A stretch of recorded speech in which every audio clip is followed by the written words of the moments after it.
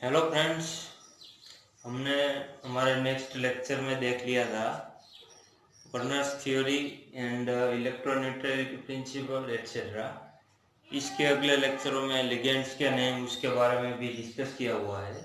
तो आपने हमारे वो वीडियो देखे नहीं है तो आप देख सकते हैं, मैं लिंक उसकी डिस्क्रिप्शन में दे दूँगा। तो लेट्स बिगिन। आज का टॉपिक स्टार्ट करते हैं। IUPAC nomenclatures of complexes, coordination complexes. आज हम IUPAC नोमेनक्लेचर के बारे में डिस्कस कर लेते हैं, कोऑर्डिनेशन कॉम्प्लेक्सिस के। ये क्वेश्चंस काफ़ी टाइम तक आया नहीं है, पर हो सकता है आ जाए। और ये बेसिक सा पॉइंट है, फिर भी आपको इसे मिस नहीं करना है, कभी कभी ये आ जाता है। तो चलो आज स्टार्ट करते हैं।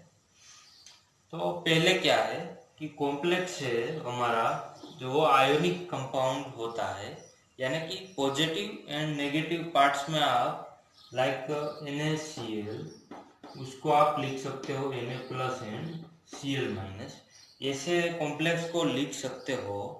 तो आपको क्या करना है, केसाइन का नेम है उसे फर्स्ट लिखना है और उसके बाद एनाइन का नेम को लिखना है। तो ऐसे कि एग्जाम्पल के फॉर्म में देखें तो देखिए K4ATCN6, इसका क्या होगा, ये इसका आप विभाजन डिसोसिएशन करोगे तो ये 4K प्लस एंड ये APCN6 होल 4 माइनस हो जाएगा। तो इसको क्या करना है, आपको पहले केसाइन का यानी कि इसका नाम लिखना है, उसके बाद इस कॉम्प्लेक्स का नाम लिखना है। तो ये और दूसरा क्या है कि ये इसका आप क्या है डिसोसिएशन करो तो यहाँ पर क्या हो जाएगा, ये हो जाएगा +3 एंड +3Cl माइनस। तो पहले ये कॉम्प्लेक्स का नाम लिखो, उसके बाद ये क्लोरीन का यानी कि एनाइन का नाम लिख लो आप। इतना ये कहता है हमारा फर्स्ट रूल। अब दूसरे रूल की ओर जाते हैं। तो देखो, न्यूट्रल कंपाउंड है हमारा, कॉम्प्लेक्स है वो, तो क्या करना है, जैसे हमारा नाम है एज यूजुअल उसको वन ही वर्ड में लिखना है, यानी कि स्पेस आपको नहीं देना, नो स्पेस अलाउड। तो क्या करना, सपोज देखिए ये न्यूट्रल नहीं है, पर आप सपोज कीजिए ये न्यूट्रल कॉम्प्लेक्स है, तो आपको क्या करना है, इसका नाम विदाउट स्पेस लिखना है, यानी कि देखो ये हेक्सामाइन कोबाल्ट ऐसे करके आपको लिख लेना है, यानी कि स्पेस विदाउट स्पेस देना नहीं। बस इतनी बात थी हमारी ये दूसरे रूल। अब तीसरा रूल देखो, लिगेंड का नेम आपको अल्फाबेटिकल ऑर्डर में करना है, यानी कि हमारी ABCD होती है उसके ऑर्डर में कर देना है। जो मूवी आया था रेमो डिसूजा वाला वो नहीं, ये ABCD वाली बात करता हूँ। ABCDEFG के फॉर्म में आपको अल्फाबेटिकल ऑर्डर में लिगेंड के नेम को लिखना है। उसके बाद क्या करो, देखो जो लिगेंड है वो न्यूट्रल है, तो क्या करो, उसका जैसा नाम है वैसा ही लिख दो। यानी कि एग्जाम्पल के फॉर्म में हम देखें तो एमोनिया, इसको हम एमोनिया बोलते हैं, पर कॉम्प्लेक्स में कैसे लिखते हैं, AMMINE। ये डबल एम का कॉन्सेप्ट भूल मत जाना, वरना एमाइन करके आ जाओगे। ये ऐसे लिखते हैं। और H2O ये वाटर मॉलिक्यूल, इससे हम एक्वा लिखते हैं, एक्वस सॉल्यूशन कहते हैं ना। तो ये एक्वस यानी कि जलीय है, यानी कि ये वाटर के युक्त जो सॉल्यूशन होगा उसे एक्वस कहते हैं। उसके बेसिस पर से उसका नाम आया है एक्वा। हो गया। तो न्यूट्रल है तो एज यूजुअल नेम से आपको लिख देना है और कुछ भी चेंजेस नहीं करना है। अब बारी आई चार्ज लिगेंड की। चार्ज लिगेंड में हम क्या करेंगे, चार्ज तो बेसिकली नेगेटिव ही होगा मोस्टली, तो कभी कभी पॉजिटिव हो सकता है NO प्लस के केस में, पर मोस्टली नेगेटिव चार्ज होगा। तो वहां पर आपको क्या करना है, लिगेंड का नेम है उसके लास्ट में आपको O प्रीफिक्स लगा देना है। यानी कि क्या करना है, देखो ITE है, यानी कि लिगेंड में लास्ट में ITE आता है, तो उसको E को निकाल के O कर दो, I2 कर दो। देन IDE है, यानी कि आयोडाइड है, तो ये E को निकाल के आयोडो कर दो। देन क्या है, ATE है, फेराइल यानी कि नाइट्राइट है, तो उसको नाइट्रेटो कर दो, यानी कि O कर दो। बेसिकली इन शॉर्ट आपको क्या याद रखना है, लिगेंड में हमारा जो लास्ट ई वर्ड है उसको रिप्लेस कर देना है ऑक्सीजन के O से। इतना आप दिमाग में रख लो, ये काम हो जाएगा हमारा तीसरा रूल का। तो ये 3 रूल हमने अभी स्टडी कर लिए। अब हम देखते हैं हमारे नेक्स्ट रूल के बारे में। पहला रूल हमने क्या पढ़ा कि आयोनिक कॉम्प्लेक्स है तो उसके केसाइन का नेम आपको फर्स्ट लिखना है, उसके बाद ही एनाइन का नेम को लिखना है। देन लिगेंड को अल्फाबेटिकली ऑर्डर में अरेंज करो और उसके बाद क्या करो, तीसरा रूल तो हमने देखा कि न्यूट्रल है तो एज यूजुअल, एंड न्यूट्रल नहीं है तो आपको ई वर्ड्स को रिप्लेस कर देना है ऑक्सीजन के ओ से। तो ये 3 रूल हमारे डिस्कस हो गए। अब देखते हैं हम फोर्थ रूल में। अब हमारे जो ऑक्सीडेशन स्टेट होती है या फिर ऑक्सीडेशन नंबर, ये दोनों थोड़े से डिफरेंट है। ऑक्सीडेशन स्टेट है वो डिफरेंट शो कर सकता है कोई भी मेटल, एंड ऑक्सीडेशन नंबर है वो क्या है कि पर्टिकुलर एटम की ऑक्सीडेशन स्टेट को दर्शाता है। हो गया, यानी कि एग्जांपल के फॉर्म में आयरन है तो ये +2 एंड +3 ऑक्सीडेशन स्टेट शो कर रहा है, पर यहाँ पर क्या होगा कि ऑक्सीडेशन नंबर में ऑक्सीडेशन स्टेट फिक्स होगी, यानी कि Fe+2 है तो इसका ऑक्सीडेशन नंबर +2 हो गया। ऐसे तो ये समझ में आ गया होगा आपको। तो अब क्या है कि ऑक्सीडेशन नंबर है हमारा, ऑक्सीडेशन नंबर, इसको हम कैसे लिखेंगे कॉम्प्लेक्स में, तो इसके लिए 2 मेथड है, 2 मेथड्स। ये 2 मेथड्स को हम देख लेते हैं। पहली है हमारी रोमन मेथड, रोमन, एंड दूसरी मेथड है हमारी क्या कहते हैं, ये इसको स्टोक सिस्टम भी बोलते हैं, स्टॉक सिस्टम। स्टॉक मार्केट वाला ये स्टॉक नहीं है, ये स्टॉक सिस्टम है। देन दूसरी मेथड है इरविन बेसेट सिस्टम, और उसका दूसरा नाम है कॉम्प्लेक्स चार्ज नंबर।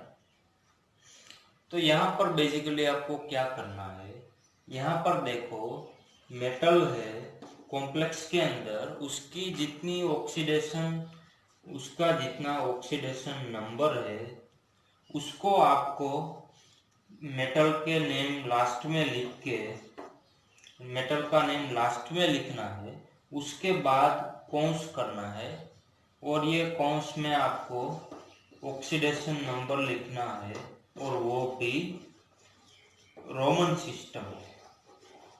यानी कि कैसे 1 2 ऐसे लिखते हो ना, ये रोमन सिस्टम में यहाँ पर ऑक्सीडेशन नंबर को लिखना है।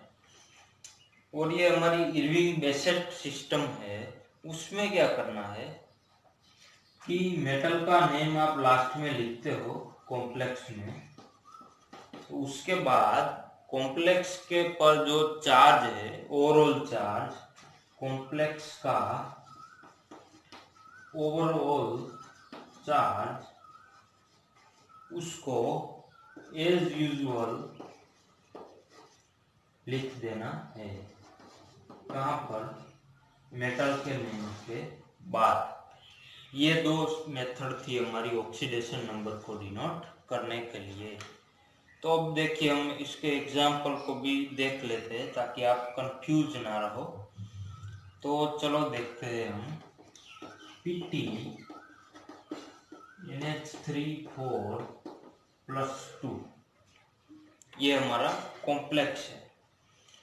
अरे तो उसमें क्या करो आप, पहले तो लिगेंड का नाम लिखना है टेट्रामाइन, यानी कि ये लिगेंड तो न्यूट्रल है तो आपको ई का ओ सब्स्टिट्यूट करने की कोई रिक्वायरमेंट है नहीं। उसके बाद क्या करो, ये मेटल का नेम लिख लो विदाउट स्पेस प्लेटिनम, एंड ये हमने लिख दी उसकी वैलेंसी। ये हो गया हमारा पहली सिस्टम के बेसिस पे ऊपर से नेम। अब दूसरी सिस्टम के बेसिस पे ऊपर आप नेम कैसे लिखोगे, टेट्रामाइन प्लेटिनम एंड +2 हो गया। यहाँ पर -2 हो तो -2 लिखना, जो भी हो लिखना है। ऐसे ही हम हमारी इरविंग बेसेट सिस्टम से भी नोमेनक्लेचर करेंगे। तो ये 2 पॉइंट थे जो ऑक्सीडेशन नंबर को डिनोट करने के लिए हेल्पिंग करते थे, तो हमने ये दोनों पॉइंट भी आसानी से समझ लिए। तो चलो अब हम नेक्स्ट रूल पर जाते हैं। ये ऑक्सीडेशन रूल वाला जो नंबर है, ऑक्सीडेशन रूल को ऑक्सीडेशन नंबर को डिनोट करने का जो रूल है, ये आपको समझ में आ गया होगा आई होप। अब हम हमारा नेक्स्ट रूल को डिस्कस करते हैं। जब जियोमेट्रिकल आइसोमर आपको दिखे तब क्या सीस एंड ट्रांस, सीस यानी कि एडजेसेंट, एक के पास एक हो, और ट्रांस यानी कि ऑपोजिट साइड पर सेम लिगेंड हो, इसे हम बोलेंगे ट्रांस। ये प्रीफिक्स आपको लगाना है। तो ये क्या किया आपने, एक कॉम्प्लेक्स ले लिया प्लेटिनम का, तो 2 क्लोरीन ले लिए, 2 अमोनिया ले लिए, तो क्या हुआ, ये देखो ये दोनों एमोनिया साइड पर है यानी कि एडजेसेंट पर है, तो उसको बोलेंगे हम सीस। अब आपको ट्रांसफॉर्म करना है, तो क्या करना है, 2 लिगेंड को आमने सामने अरेंज कर दो, यानी कि ये 180 डिग्री का रोटेशन हो गया, तो ये हो गया हमारा ट्रांस यानी कि ऑपोजिट साइड लिगेंड। अब इन दोनों को डिस्टिंग्विश करने के लिए भी मेथड होती है, यानी कि इसकी जो डाइपोल मोमेंट होती है ये 0 नहीं होती है सीस की, और ट्रांस की डाइपोल मोमेंट है ये मोस्टली 0 ही होती है। तो ये उसका डिस्टिंग्विश फैक्टर भी था, उसे हम डिटेल में पढ़ेंगे हमारे नेक्स्ट लेक्चरों में, जो आइसोमेरिज्म का पार्ट है उसमें। हो गया, इतनी बात थी हमारे ये रूल की। अब देखते हैं हम नेक्स्ट रूल, जो है ब्रिजिंग लिगेंड्स के बारे में।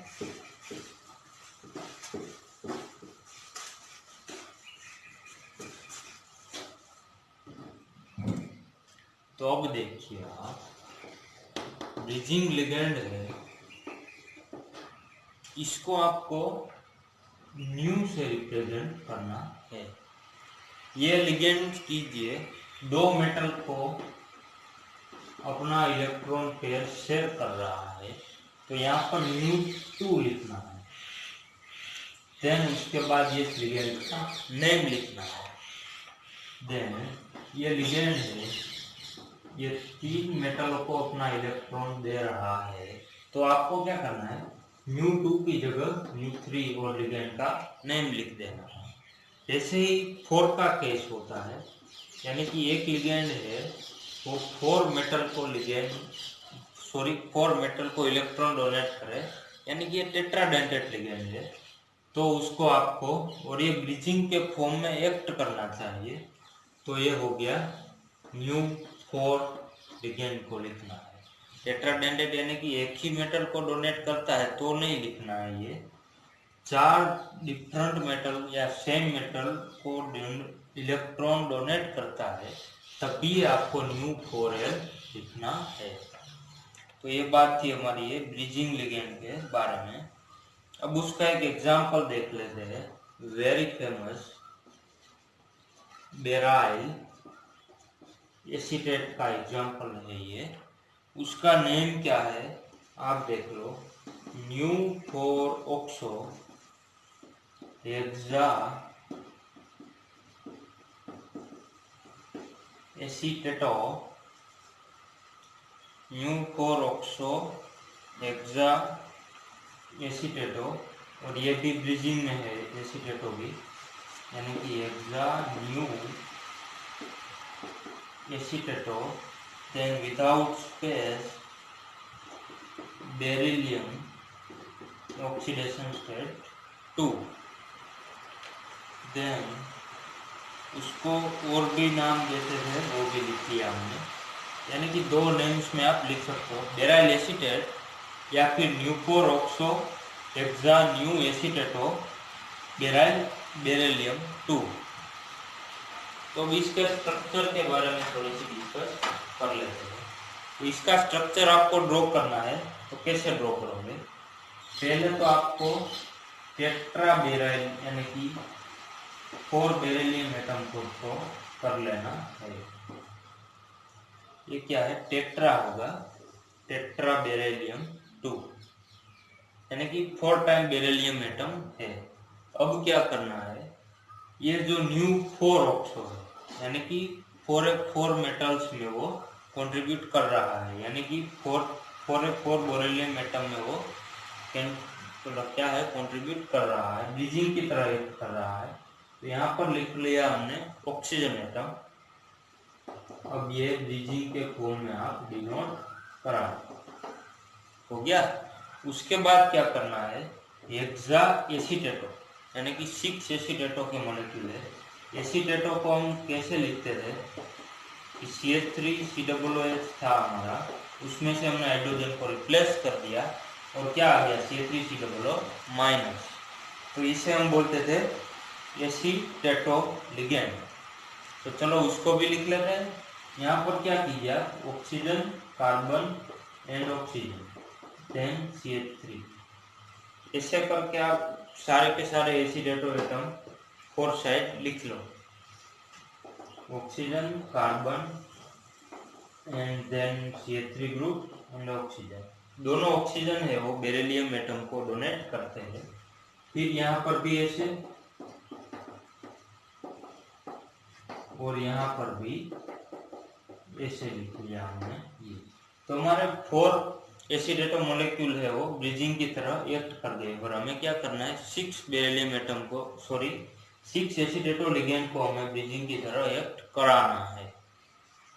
तो वो कैसे होगा, यहाँ पर देखो, ये बेरिलियम एटम से लेकर इस बेरिलियम एटम के पास जाए, हो गया है। और दूसरा ये सामने वाले बेरिलियम एटम को ले लो और ये सामने वाले, हो गया। ये स्ट्रक्चर CSIR में पूछा जा चुका है 2-3 बार, तो इसको आप ध्यान में रखना। क्या है, हमने क्या किया, ब्रिजिंग लिगेंड को कैसे डिनोट करते थे वो सीखते थे, और ये कॉम्प्लेक्स को अच्छे से डिस्कस करेंगे हम मेन ग्रुप में, यानी कि ये एंड पी ब्लॉक एलिमेंट्स के फॉर्म में। तो ये क्या है, mu 4 oxo hexa mu acetato and tetra beryllium 2, ये कॉम्प्लेक्स था हमारा बेसिकली। ये क्या करना है, पहले 4 बेरिलियम एटम को लिख लो, ऑक्सीजन को बीच में लिख लो और ब्रिजिंग की तरह एक्ट करा दो। 4 बेरिलियम एटम को वो अपना इलेक्ट्रॉन पेयर डोनेट कर रहा है। उसके बाद क्या करो, ये एसीटेटो लिगेंड को 4 साइड लिखो एंड ये 2 साइड लिख लो, जैसे हो जाएगा। जैसे कि हम टेट्राहेड्रल स्ट्रक्चर में कैसे करते हैं, A B C and D है, तो ये आपस में बॉन्ड कर लेंगे, फिर क्या करेगा, A D को बॉन्ड बना देगा और B C को बॉन्ड बना देगा। ऐसे डिनोट करते हैं टेट्राहेड्रल को, ऐसे ही यहाँ पर हम कर लेंगे। ये टेट्राहेड्रल नहीं है, पर ये ऐसे ही आपको बना देना है। तो ये हो गया हमारा ब्रिजिंग लिगेंड के नोमेनक्लेचर के बारे में बात। अब देखते हैं हम हमारा नेक्स्ट रूल। तो नेक्स्ट रूल क्या बताता है ये मैं आपको थोड़ी देर में सुनाऊंगा। अब जो हमारा नेक्स्ट रूल है वो क्या है, 6 रूल में ये मोनो का केस होता है, मोनो प्लस ऑक्साइड जो भी हो, तो ये मोनो का केस एक्सेप्शन में आता है। तो बेसिकली ये क्या रहता है, मोनो ऑक्साइड लिखना और कुछ नहीं। फिर ये हमारा डाई है, ट्राई है, टेट्रा है, पेंटा है, हेक्सा है। उसके बाद आपको क्या करना है, डाई को लिख दो आप 20, ट्राई को लिख दो आप 30, टेट्रा को टेट्रा प्लस किस करके टेट्रा किस लिख दो, पेंटा प्लस किस करके पेंटा लिख दो। ये जो तो डिफरेंट बात है, पर ये हेक्सा किस लिख दो। ऐसे करके आपको किस प्रत्यय को लगा देना है, ऐसे हो जाएगा आपका ये टेट्रा किस, पेंटा किस, हेक्सा किस, हेप्टा किस, ये सब। तो ये बात थी हमारी। अब देखते हैं हम किसके बारे में, अब देखते हैं हम कॉम्प्लेक्स में। तो हमने देख लिया। अब कॉम्प्लेक्स में भी एक पार्ट है, हमने एनायन का पार्ट देख लिया था कि एनायन में हम क्या करते थे, लिगेंड का पार्ट में जो न्यूट्रल है उसको एज यूजुअल लिखते थे, एंड दूसरा क्या करते थे, जो चार्ज लिगेंड है उसको हम ई प्रेफिक्स लगा देते थे, या ई को रिप्लेस करते थे ओ के साथ, यानी कि एटो कर देते थे, आइडो करते थे ऐसे। अब ये कॉम्प्लेक्स में भी ऐसा ही कुछ फंडा है, तो ये भी फंडा आप समझ लो। अब हमारा कॉम्प्लेक्स है वो कैसायन के फॉर्म में रहा, तो उसमें आपको क्या करना है, मेटल का जो नेम है वो एज यूजुअल रखना है, और एनायन के फॉर्म में आ जाए हमारा कॉम्प्लेक्स, तो उसमें क्या करना है, आपको मेटल का प्रेफिक्स को एंडिंग में एट लगा देना है। यानी कि एग्जाम्पल के फॉर्म में एक ही है तो आप फेरेट लिख दो, निकल है तो निकलेट लिख दो, देन और क्या है, एसन है तो स्टेनेट लिख दो, टीनेट लिख दो, देन क्या है, एमेन तो उसको मैंगनेट लिख दो। ऐसे ही आपको, और एल्यूमिनियम बोलते हैं तो उसे आप लिख दो एल्यूमिनेट। कैनेडियम एसी को बोलते हैं तो इसको लिख दो आप कैनेडेट, वेनेडेट। वैसे वेनेडेट्स होता है, ये बेसिकली इसे भी लिखते हैं V2O5, जो हमारे H2SO4 का प्रोडक्शन करना है आपको, तो ये कॉन्टैक्ट प्रोसेस में एज ए कैटालिस्ट यूज होता है V2O5। ये बात हो गई। ऐसे ही आपको मेटल का नेम को लिखना है, और ये उसमें कब कब क्या होता है, मेटल का जो लैटिन नेम है उसके पर से भी आपको नोमेनक्लेचर कर कैसे भी लिखते हैं, तो ये मेटल के लैटिन नेम के बारे में भी थोड़ा सा हम देख लेते हैं। तो मेटल के लैटिन नेम में देखो, iron, than copper, Ag, Pb, Au, Sn। तो देखो इतने ये बेसिक नेम है, आपको पता होने चाहिए, नहीं है तो अब यहाँ पर सीख लो। Fe यानी कि उसको हम क्या बोलते हैं, आयरन बोलते हैं, पर उसका जो लैटिन नेम है वो फेरिक ये सब लिखते हैं। देन कॉपर को हम क्यूप्रेट, क्यूप्रिक ऐसे लिखते हैं। देन Ag को हम सिल्वर लिखते हैं, सिल्वर बोलते हैं, पर उसका लैटिन नेम क्या होता है, वो है आर्जेनेट। हो गया। પછી Pb है, इसको हम लेड बोलते हैं, पर इसका लैटिन नेम क्या है, प्लम्बिक, यानी कि प्लम्बेट, क्योंकि हमें एट प्रेफिक्स तो लगाना है इसलिए। देन Au को हम गोल्ड बोलते हैं, जो सोना होता है, सबको चाहिए होता है वो गोल्ड, ज़्यादातर गोल्ड सब लाइक करते हैं, पर उसका लैटिन नेम क्या है वो भी आप जान लो, ओरम। देन टीन, Sn 50 नंबर का एलिमेंट है वो, उसका नेम क्या है, स्टेनेट, स्टेनिक पर से स्टेनेट। तो ये लैटिन नेम के बारे में भी आपको कुछ पता रहना चाहिए। तो ये लैटिन नेम थे हमारे, देख लिए। अब क्या करना है,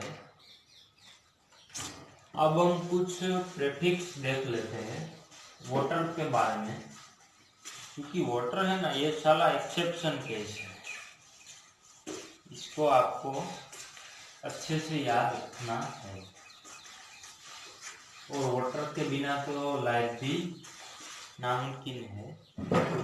70% वाटर तो बॉडी में हमारे होता ही है। बेसिकली वाटर में क्या करना है आपको, ये H2O है, तो इसको लिखना है आपको मोनोहाइड्रेट। ये एक्सेप्शन केस भी है, इसलिए इसको याद भी रख लेना।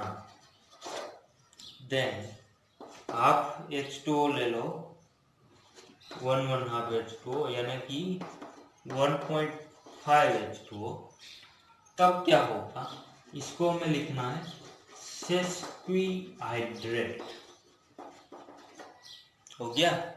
अब लिखा हमने 2H2O, यानी कि ये डाइहाइड्रेट हो जाएगा। यहाँ पर 20-30 पेंटाकिस ये सब नहीं चलेगा। यहाँ पर जैसे हम IUPAC में ऑर्गेनिक में यूज करते हैं एज यूजुअल, यहाँ पर भी ऐसे ही करना है। तो ये हो गया हमारा ट्राइहाइड्रेट एंड सो ऑन, जहाँ तक जाओ टेट्रा, पेंटा, हेक्सा, हेप्टा, जब तक जाओ ऐसे ही लिखते जाना है। तो अब इसका हम एग्जाम्पल देख लेते हैं। तो देखो के 2 FeCN5NO एंड 2H2O। तो इसको आपको बाद में लिखना है कॉम्प्लेक्स के नेम के बाद, वहां पर क्या लिखना है, डाइहाइड्रेट। हो गया। और ये कॉम्प्लेक्स का नाम लिखना चाहते हैं तो आपको क्या करना है, ये पहले तो एनाइन का नाम लिखना है, इसलिए आपने लिख दिया पोटेशियम। अब क्या करो, इसको साइनो एंड ये नाइट्रो, यानी कि C पहले आता है, N बाद में आता है, तो लिखो पेंटासाइनो नाइट्राइटो। देन जॉइंट में ही लिखना है आयरन, या फिर फेरेट भी लिख सकते हो। और इसकी ऑक्सीडेशन स्टेट आयरन की निकालनी है, तो देखो ये फॉर्म हो जाएगा 2K+, यानी कि +2 है तो यहाँ पर आ जाएगा -2। अब देखो ऑक्सीडेशन स्टेट निकालने के लिए क्या करना है, इसकी हमें पता नहीं है, तो X लिख लो आयरन की, साइनाइड की -5 होगी, यानी कि 1 की 1 × 5 साइनाइड एटम। ये NO है, ये +1 में एग्जिस्ट करता है, मैंने शुरुआत में आपको बताया था इनिशियली, तो ये +1 लिख लो। और ये कॉम्प्लेक्स का ओवरऑल चार्ज है, उसको इक्वल टू के पार लिख दो, इक्वल टू के बाद लिख दो, यानी कि -2 हो गया। अब क्या करो, इसका कैलकुलेशन कर लो, x बराबर क्या आ जाएगा, ये -5 +1 यानी कि -4, इस साइड जाएगा तो ये +4 हो जाएगा, और ये +4 में से -2 बाद हो गई तो +2 हो जाएगा। तो इसकी वैलेंसी आ गई 2, और उसके बाद ये डाइहाइड्रेट को लिखना है। तो ये बात थी हमारी ये एक्सेप्शन केस H2O के बारे में। अब क्या करना है, अब हम देख लेते हैं कुछ प्लेटिनम कॉम्प्लेक्स, यानी कि 2 कॉम्प्लेक्स दिए जाते हैं आपको, और पूछते हैं दोनों कॉम्प्लेक्स साथ में रिटर्न हो जाए, और पूछते हैं कि उसका सही नाम आप लिखो। ये क्वेश्चंस आ चुका है, तो उसको देखते हैं हम क्वेश्चन कैसे लिखते हैं।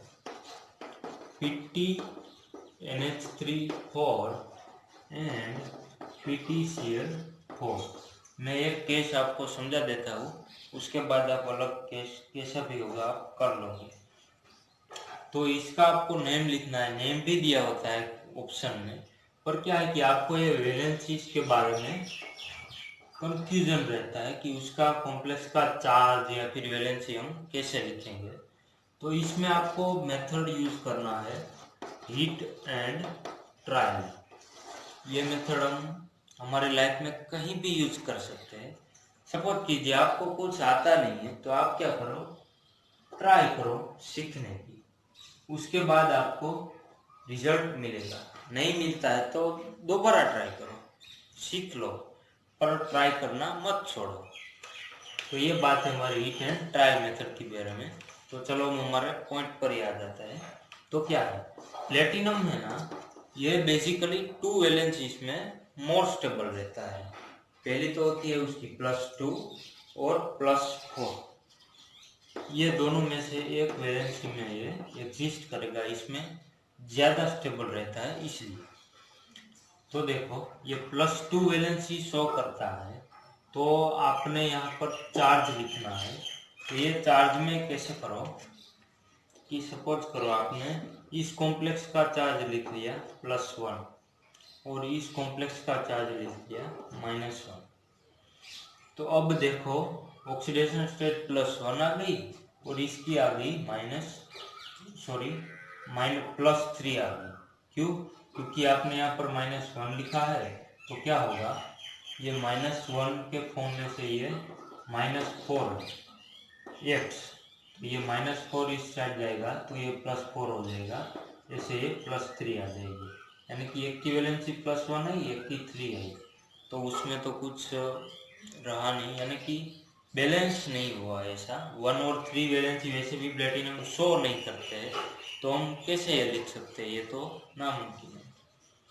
अब क्या करो, कॉम्प्लेक्स का चार्ज +2 और एक का -2 लिख लो, उसके बाद उसकी वैलेंसी इसको कैलकुलेट करो, तो आप देखोगे वैलेंसी आ जाएगी, ऑक्सीडेशन स्टेट आ जाएगी उसकी +2।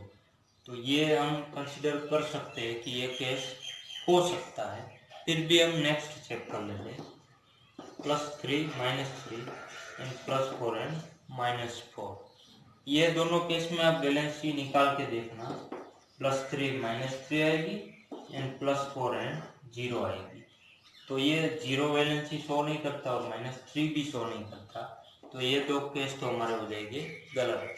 और ये भी +1 +3 शो नहीं करता, ये भी गलत हो जाएगा। तो इसलिए एक ही केस ये बचता है, ये ऑक्सीडेशन स्टेट है और ये चार्ज। तो क्या होगा, इन दोनों में प्लेटिनम की ऑक्सीडेशन स्टेट या फिर ऑक्सीडेशन नंबर +2 हो जाएगा। ये आपने समझ लिया है हीट एंड ट्रायल मेथड के बारे में। अब मैं आपको एक एग्जांपल देता हूँ, PtNH3 4 एंड PtCl4। तो आपको क्या करना है, ऐसे हीट एंड ट्रायल मेथड को यूज करके कमेंट सेक्शन में कमेंट करना है कि ये कॉम्प्लेक्स की कौन सी वैलेंसी है वो सेटिस्फाई होगी। तो ये आपका असाइनमेंट है, आपको कमेंट करना ताकि मुझे भी पता चले कि आपको समझ में आया या नहीं। तो चलो अब हमारे लास्ट रूल के बारे में डिस्कस कर लेते हैं, तो उसके बारे में आपको भी पता चल जाए।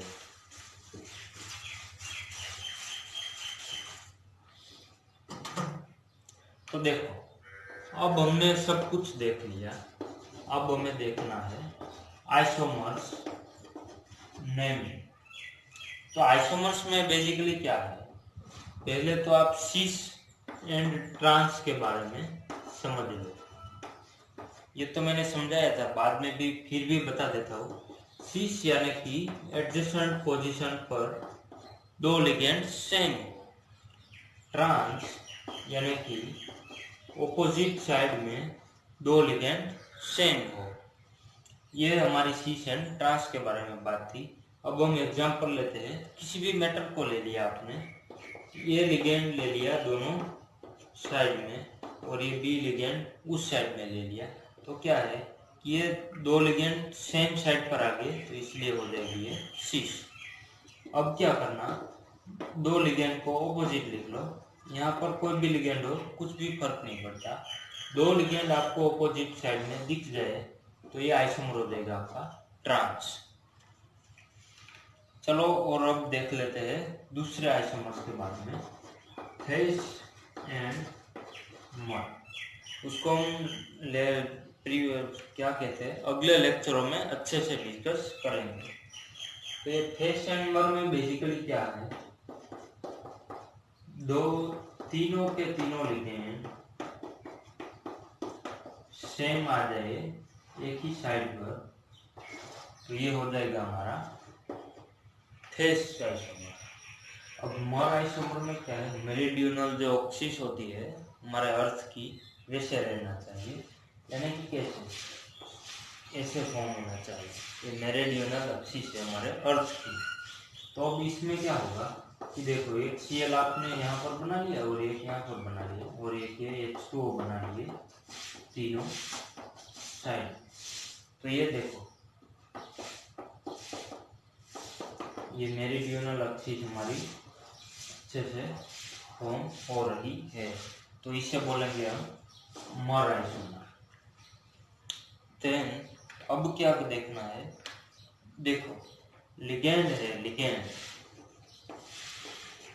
ये ऑप्टिकली एक्टिव मिलता है किसी भी कॉम्प्लेक्स में, उसकी वजह से पूरा का पूरा कॉम्प्लेक्स ऑप्टिकल एक्टिव होता है। तो ऐसे केस में आपके लिगेंड, आपने क्या करना है, लिगेंड के नेम के आगे कैपिटल डी और कैपिटल एल वर्ड्स को लिखना है, यानी कि डेक्स्ट्रो साइड है या लिवो साइड है, लेफ्टी साइड है या राइट साइड पर लिगेंड है। और पूरा का पूरा आपको कॉम्प्लेक्स ऑप्टिकल एक्टिव मिलता है, तो उसके केस में आपको क्या करना है, आपको स्मॉल डी और स्मॉल एल का यूज करना है। एल यानी कि लेफ्ट साइड लिवो रोटेटरी, डी यानी कि डेक्स्ट्रो रोटेटरी, जो हमारा क्या कहते हैं रोटेशन में दिखते हैं, लाइट के रोटेशन में, ऐसे आपको हम इसको डिसाइड करना है। यानी कि लिगेंड के लिए एग्जांपल लेते हैं पीएन। तो पीएन बेसिकली क्या है, पीएन है 1,2 प्रोपाइल डाइमर। ये लिगेंड ऑप्टिकली एक्टिव होता है, तो उसके आगे आपको ये कैपिटल डी और एल लिखना है, किस साइड पर है ये। तो ये हो गए हमारे आईयूपीएससी के बेसिक रूल्स। अब हम कुछ कॉम्प्लेक्स के आईयूपीएससी नेम के बारे में डिस्कस कर लेते हैं, उसके बाद हम लेक्चर को कंप्लीट कर देंगे।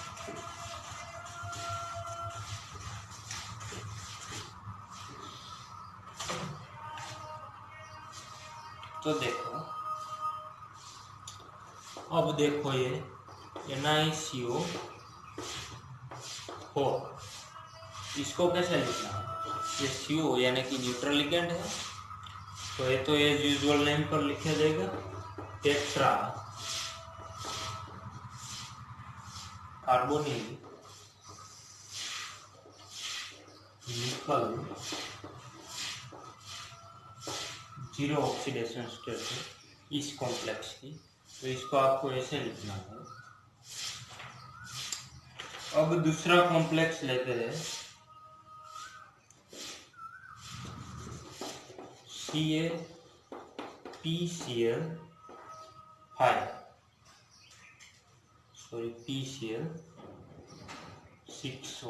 ट्वाइस। तो अब क्या करो, कैसाइन का नेम को पहले लिखना है, तो कैल्शियम लिख लिया, उसके बाद ये कॉम्प्लेक्स का नेम लिखो, तो 20 लिखो, क्योंकि ये 2 टाइम्स है इसलिए 20। लिगेंड का अल्फाबेटिकली ऑर्डर, पर यहाँ पर तो एक ही लिगेंड है तो कोई सवाल ही नहीं बचता। 20 हेक्साक्लोरो, देन ये फॉस्फेट हेक्साक्लोरोफॉस्फेट 5। तो ये हमारा हो गया ये लिगेंड का कॉम्प्लेक्स का नेम। ऐसे ही करके आपको सब कॉम्प्लेक्स के नेमिंग के प्रैक्टिस करनी है। तो अब आपको मैं थोड़े से कॉम्प्लेक्स को प्रैक्टिस में करने के लिए देता हूँ। CrNH3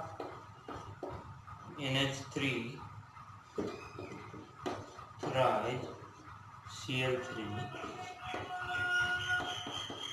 PtOH twice -2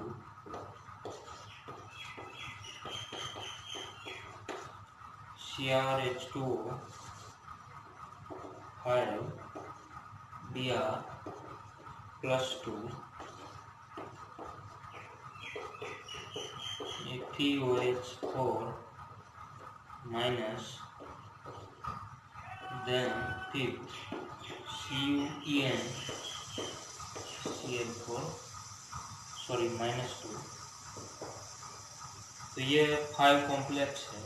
और दूसरे कुछ IUPAC नेम भी देता हूँ।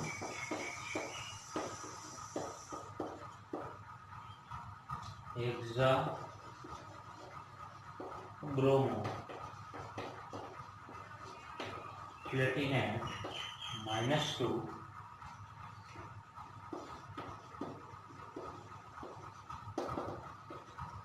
Ammonium टेट्राक्लोरोरुचेनल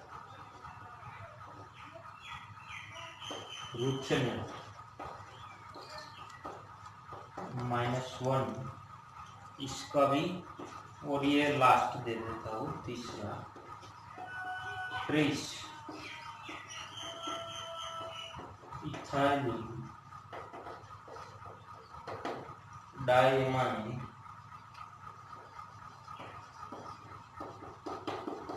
copper 2 sulphate.